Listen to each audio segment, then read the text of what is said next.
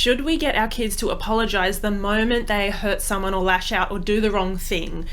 If you have young or old kids, you know what I'm talking about, because we know that kids will mess up. We know that they are not great with managing their emotions. I mean, who is? But they make mistakes, right? They will get angry. They will get upset. They will make a mess by accident. They will take things that they're not supposed to. So of course, we want our kids to be able to learn that that's not okay. We want to teach them, appropriate, kind, respectful behavior and to make good choices. And so I get a lot of questions about, is it okay to tell our kids to say sorry? Should we force them? Should we make sure they do it when it's the best time? All that kind of stuff. And actually, you guys will know that sometimes we get our kids to say sorry and it comes out like a sorry, like a really it's not meaningful, it's not genuine. That's what I'm trying to say. So you guys know what I'm talking about. So I'm going to answer some questions. Obviously, I come from the emotionally intelligent parenting approach, so I'm all about understanding and kind of navigating through those big emotions and respecting those, whilst also, of course, disciplining, as in teaching our kids what's okay and what's not. We're not about punishment here. If you guys have seen any of my other YouTube videos, or if you have read any of my blogs and articles, you will know that. And I'm always posting about that stuff as well on Facebook if you're in my community. If you're not, please go and join. It's called Let's Raise Emotionally Intelligent Kids. And at the moment, we're about to hit 100,000 amazing parents in that community. So blown away. So let's talk about getting our kids to apologize when they do something hurtful, when they lash out and things like that. I kind of want to focus a little bit on those big emotional times because I think that's really important, and that can trigger us. Let's say your child has just got really frustrated and lashed out and hurt their brother or sister, maybe because they took their markers or a toy, or they won't share the remote, something like that. A couple of things I want to say off the bat. No swooping in. If things are, I want to say safe, if your kids aren't physically like pummeling each other, which I know that happens too, if your kids aren't doing that, don't swoop in. Don't feel like you need to like dive in between there and say, oh my God, what is happening? How dare you? Apologize right now. Like, very often that can just add energy and add emotion to the situation, which is not what we want to do, right? We want to ideally model our emotional intelligence. That is, when things go wrong and we're upset or emotions are running high, we sort things out respectfully, carefully, cooperatively, productively, right? We don't just kind of swoop in. So no swooping in. I want to say you do have time to teach these lessons about, hurtful, dangerous behavior, inappropriate behavior versus what's okay or what's expected or what's socially appropriate. So you have time to teach these lessons. And what I mean by that is sometimes, and I have been there in the moment, we feel like I cannot let them get away with that, or they must learn never ever to spit, hit, grab, take without asking, push, like all of those big things, right? Or lie. We want to teach our kids that is not like never ever okay kind of thing. I want to say that you guys have time. We have so much time with our kids to teach these lessons, to remind them about behavior and choices and stuff like that. We don't need to nip it in the bud in this moment, is what I'm trying to say. I hope that makes sense, because when we try to nip things in the bud, we come in raging, we come in calling the shots, and we don't treat the situations like a learning opportunity or a moment of connection where we can teach. The other thing I want to say is, maybe you guys have heard me already say this a lot. It's a quote in my book. Where is my book? If you guys don't already have it, I know it's a shameless plug, I'm sorry. From Chaos to Connection is all about how parenting with emotional intelligence raises kids who are kind, confident, and resilient. It's going to fall down. So in that book, I have quoted that if we want to raise emotionally intelligent kids, we first must become emotionally intelligent parents. So we need to manage our own emotions. We need to model that when emotions go high, we need to come in calmly, respectfully, and sort of work out or problem solve what's gone on. So I also say a lot that when emotions run high, logic and language are low, meaning that part of our child's brain, and ours as adults, right? We're not immune to this. When emotions run high, our logical, rational, empathetic part of our brain, when we make good decisions and think of the other person and their needs and all of that, kind of goes offline. Think about it when you're in an argument with maybe your partner or your spouse. Like if I'm in an argument with my husband, I don't care about his feelings. Like I'm mad. What I think is right, he's being unfair to me. Like we kind of lose that empathy. We lose that ability to perspective take, to put ourselves in someone else's shoes and to then, pull ourselves back and say, okay, I'm sorry, I shouldn't have taken it, but please next time ask me for a return or whatever. We don't do any of that stuff. Our kids have very, very, very little ability to use those kind of more complex, sophisticated thinking skills when emotions are running high. I'm getting to my point, which is don't force an apology in the heat of the moment.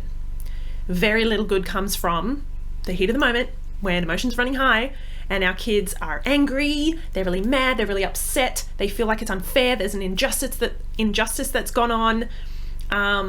They want to tell their side of the story. Right? I've got 2 kids, so I've been there. I'm in the same boat as you guys, right? So in the heat of the moment is not the time to say, give it back right now. We do not snatch. Right, apologize and then go to your separate rooms. No. I mean, it's unhelpful. I know sometimes we do that because we are triggered, which is all the more reason to work on our own emotional intelligence. Remember, I said we have time. Nothing good comes in the heat of the moment. So your aim is to cool the emotions first.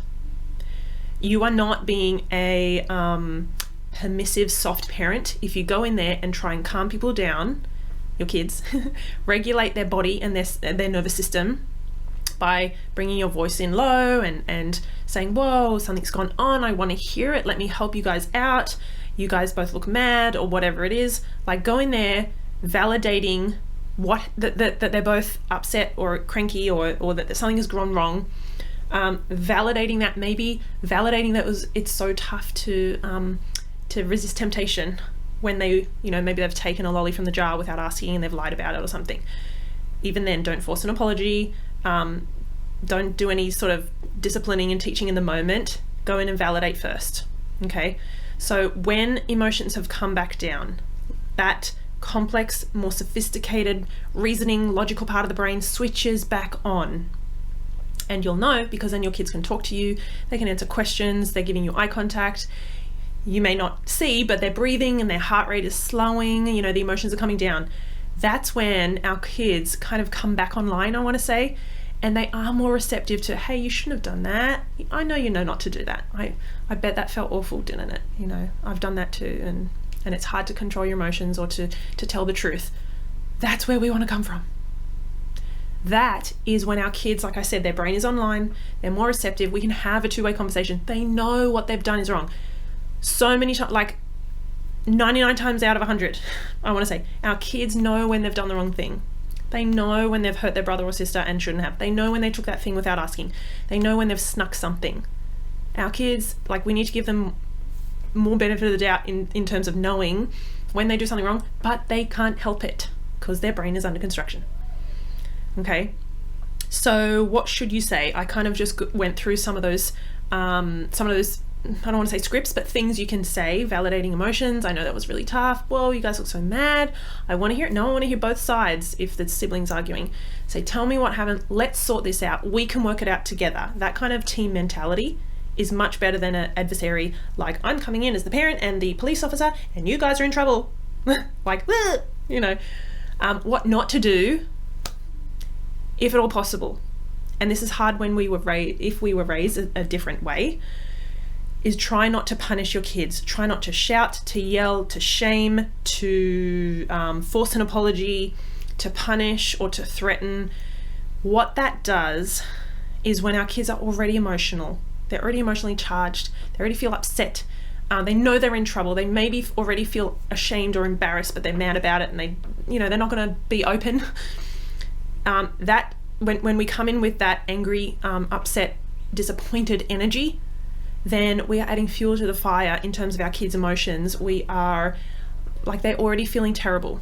That they're already having those big emotions. We don't want to add on to that. We want to throw water on the fire, not add fuel to the fire. Does that make sense?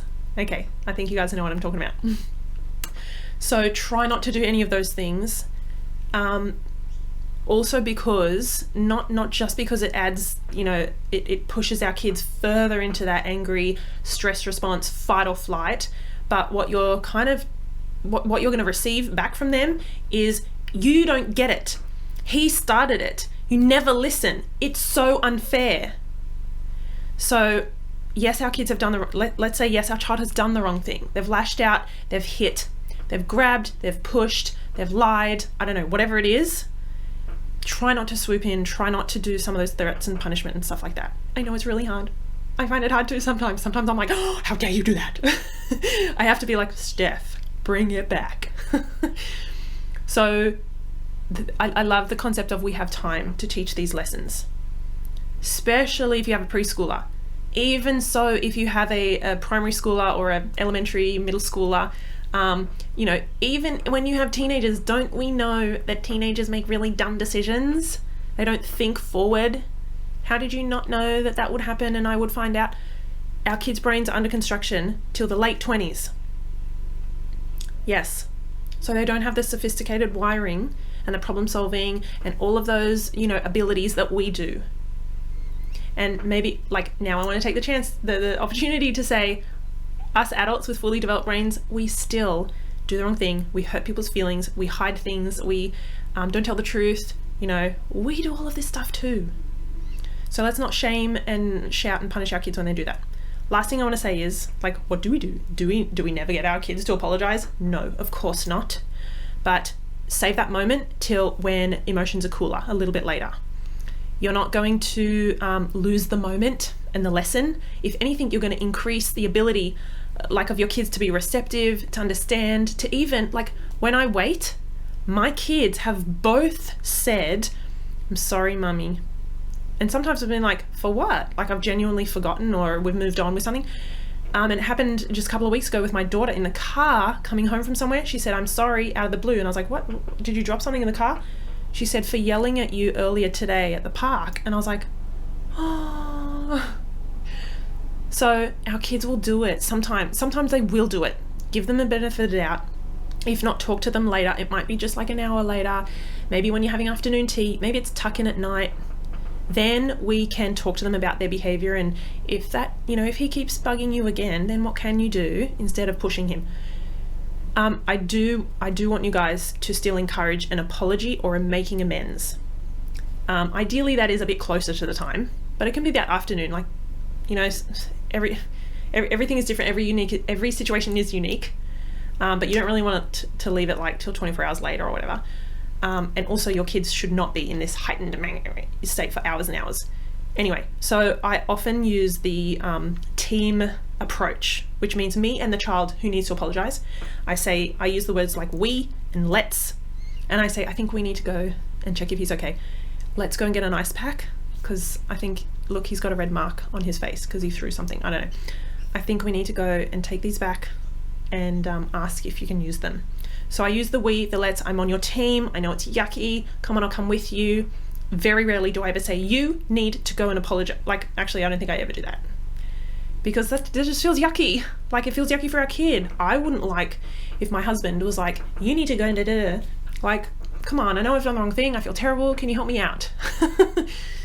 So I hope that was really helpful. Don't expect the world from your kids with a beautiful over and above apology. I'm sorry, next time I will ask you to borrow your things. It's probably not going to happen. Maybe a little mumbled sorry and a hug. Whatever is age appropriate is what I want to say. And you can guide, you can facilitate. Kids need that, actually, right? Someone said to me the other day, and it stuck, we need to be our kids' frontal lobe. A frontal lobe is the latest developing part of the brain, the really sophisticated, logical, rational part.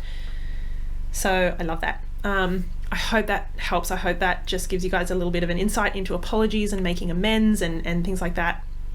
I didn't really talk about, maybe I'll just drop this in at the end, as well as a sorry or an apology. Making amends is showing the other person that you care about them and that your relationship with them is meaningful, and you want to kind of protect or make that or repair that. So it might be like, okay, you can have the remote and choose what's on TV tonight, or do you want me to get your pillow and you can lie on the couch, or get your teddy for you, or whatever. So it's kind of doing something nice is what I want to say. Okay, I hope that helps. Please go and check out some of the blogs on my website. I love writing about this stuff, emotionally intelligent parenting. And like I said before, if you're not already in Let's Raise Emotionally Intelligent Kids, please jump over on Facebook and check out that group. I've got tons of resources and gifts and freebies and things like that. I've got a few courses on my website actually at the moment. One of them is free. So if you haven't been on there, go to stephaniepinto.com. I'll put the stuff in the links below, and go to the courses, and you'll see there's a whole course, an online course you can do at your own pace, called Introduction to Raising Emotionally Intelligent Kids. I would love you guys to go and jump in and take that course and see what you think. I will see you guys next time. Take care.